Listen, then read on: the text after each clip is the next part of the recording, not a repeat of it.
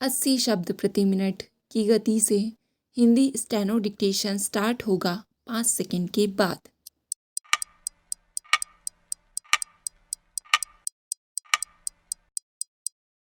Start. हाल में Himachal Pradesh, UP और कर्नाटक में हुए राज्यसभा चुनावों में देश ने नैतिक मानकों का पतन होते देखा। यह पहले भी होता रहा है। ऐसे में यह स्पष्ट होता जा रहा है कि अगर व्यापक चुनाव सुधारों को लागू नहीं किया गया और अकूत संपत्ति और राजनीति के गठजोड़ को नहीं तोड़ा गया तो हमारी लोकतांत्रिक साख खतरे में पड़ जाएगी। हाल ही में सुप्रीम कोर्ट ने इलेक्टोरल बॉन्ड को रद्द किया है। यह इस परिप्रेक्ष्य में सही निर्णय था कि इस बॉन्ड ने राजनीति में गुमनाम धन की भूमिका में जानबूझकर निर्मित की गई अस्पष्टता को खत्म करने के लिए कुछ नहीं किया था, सिवाय बैंक ट्रांसफ़र के माध्यम से डोनेशन करने के। बाकी सब पहले जैसा ही था या उससे भी बदतर। दानदाता अज्ञात था, धन प्राप्त करने वाली पार्टी अज्ञात थी। धन की राशि पर से सीमा हटा दी गई और विदेशी स्रोतों से मिलने वाले डोनेशंस को भी असीमित कर दिया गया था। जैसा कि सुप्रीम कोर्ट ने कहा, यह पूरी योजना सुधार के नाम पर मतदाताओं के साथ की गई धोखाधड़ी थी। हालांकि सुप्रीम कोर्ट का फैसला स्वागत योग्य है, फिर भी यह राजनीति में काले धन की भूमिका को खत्म करने के लिए पर्याप्त नहीं है और काला धन ही भारत के तमाम तरह के भ्रष्टाचार की जड़ है। इलेक्टोरल बॉन्ड को खत्म करने से हम महज पुरानी स्थिति में लौट भर जाएंगे, जिसमें मेज के नीचे नकद भुगतान किया जाता था और कॉरपोरेट्स को अनैतिक तौर तरीकों का सहारा लेने के लिए मजबूर होना पड़ता था। इसी से काला धन पैदा होता था। चुनाव आयोग लंबे समय से कई सुधारों की सिफारिश करता रहा है। वर्तमान में उम्मीदवारों के लिए अपनी संपत्ति और देनदारियों का खुलासा करना आवश्यक है, लेकिन राजनीतिक दलों को नहीं।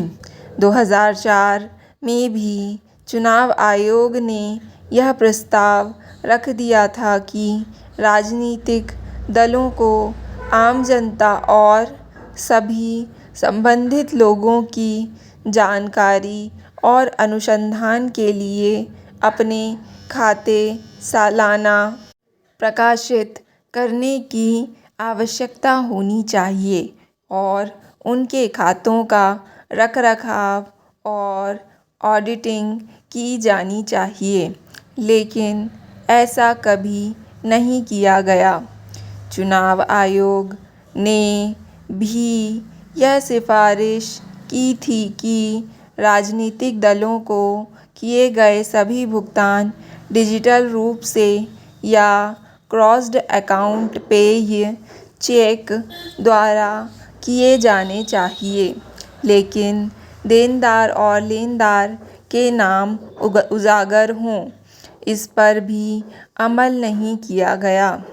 डिजिटल दौर में हम ऐसा कानून क्यों नहीं बना सकते कि पार्टियों को दिया जाने वाला सारा चंदा, भले वह कितनी भी छोटी राशि का क्यों ना हो, अनिवार्यतः डिजिटल रूप से दिया जाना चाहिए और उसके ब्यौरे सार्वजनिक वेबसाइट पर उपलब्ध होने चाहिए।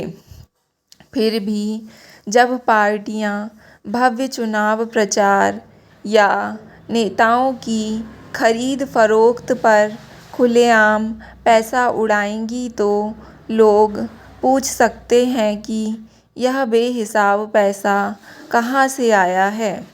पारदर्शितापूर्ण डिजिटल डोनेशंस के माध्यम से यह क्राउड फंडिंग पूरी तरह से क्रियान्वयन योग्य है और बर्नी सैंडर्स द्वारा अमेरिकी राष्ट्रपति चुनावों में सफलता से इसका परीक्षण किया जा चुका है।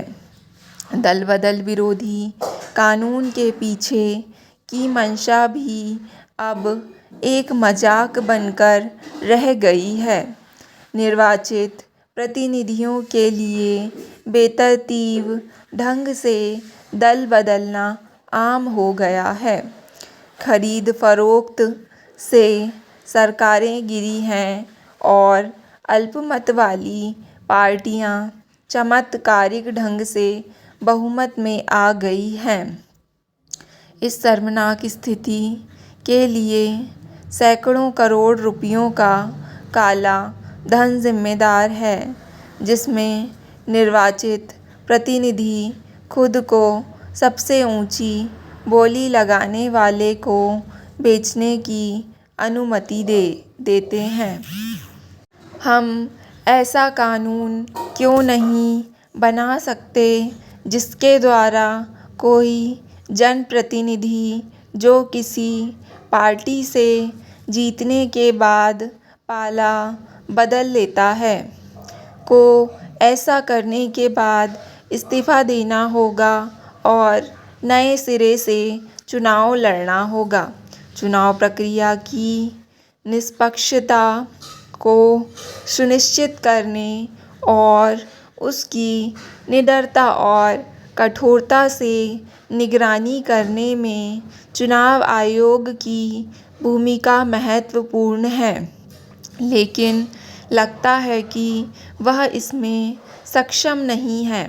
सुप्रीम कोर्ट ने मार्च 2023 के एक फैसले में प्रस्तावित किया था कि चुनाव आयुक्तों का चयन प्रधानमंत्री, विपक्ष के नेता और भारत के मुख्य न्यायाधीश की एक समिति द्वारा किया जाता है, लेकिन सरकार ने सीजेआई को हटाते हुए एक कानून पारित किया और तीसरे सदस्य को प्रधानमंत्री द्वारा नामित केंद्रीय मंत्री बना दिया।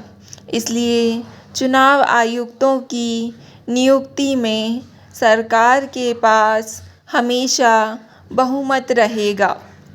किसी भी सत्तारूढ़ दल को चुनाव आयोग की संरचना तय करने का अधिकार क्यों होना चाहिए?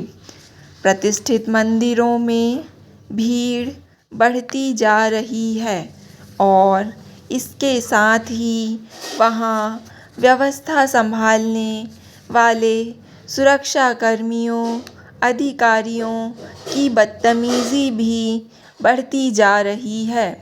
कई बार तो श्रद्धालुओं से इतना दुर्व्यवहार किया जाता है कि देखकर दुख होता है। लगता है कि ये व्यवस्था, अधिकारी, सुरक्षाकर्मी सुरक्षा की नहीं बल्कि कर्कशता और अप्रियता की वर्दी पहने हैं। हमारे देश में अब मंदिरों के भीड़ प्रबंधन को गंभीरता से लेना चाहिए। कैसा समय आ गया है कि किसी भी ख्यात मंदिर में सहूलियत से प्रवेश करने के लिए जुगाड़ ढूंढना पड़ता है। स्टॉप।